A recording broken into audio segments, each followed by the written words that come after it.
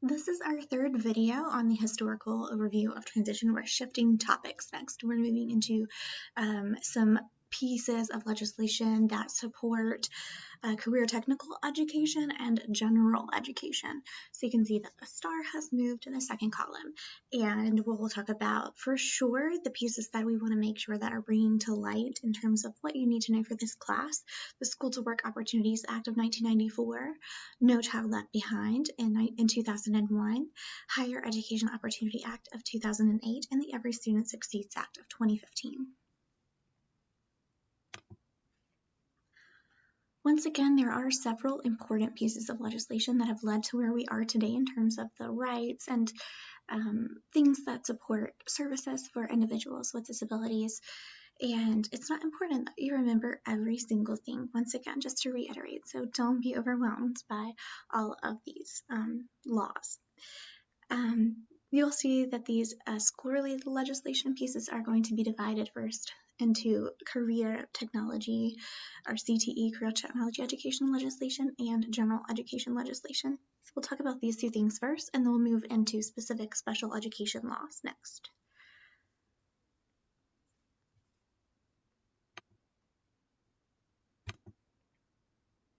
An overview of the CTE legislation, the first piece that's really important is the Smith-Hughes Act of 1917, and that provided federal funding for public schools to develop vocational education programs centered on agriculture, trade and industry, and home economics to prepare students for the workplace. Today, career and technology education programs, or CTE programs, incorporate challenging academic content and career preparation. And it's important to remember that students with and without disabilities can experience and benefit CTE classes. The Smith-Hughes Act of 1917 we just talked about was later amended, the Vocational Education Act amendments of 1963, 68, and 76. And in these years, Congress broadened the definition of vocational education to include business education and work-study programs.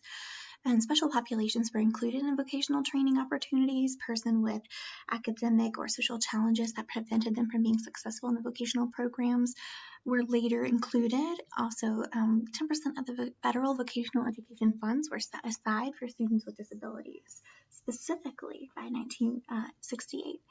Lastly, 10% of the funding was matched by 10% funding match was required by states, so they would get an additional boost of 10% funding for students with disabilities from states and once again from federal vocation funds in 1976.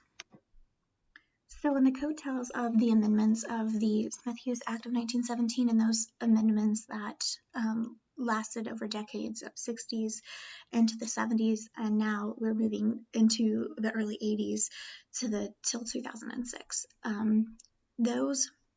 This piece of legislation that covers the 80s into pretty much presently, the Carl D. Perkins Vocational Education Act, we still operate under the Carl D. Perkins Education Act of 2006. It hasn't been amended since then, so we're still using those definitions and stipulations. So this act basically evolved from 1984, which affirmed that individuals with disabilities were entitled to participate in high-quality education services and programs. By 1990, basic state grants were targeted fund programs for students with disabilities. Then it removed special targeted funding programs but required states to integrate academic and vocational competencies for all students by 1998. And finally, currently, it's linking high school and post-secondary vocational preparation to prepare students for skilled technical roles and emerging professions. So ideally, this whole idea of the career technical education legislation wants to lead into the preparation for students to be successful in those types of settings in workplaces. Before we switch into the general education video, make sure that we are ready to switch.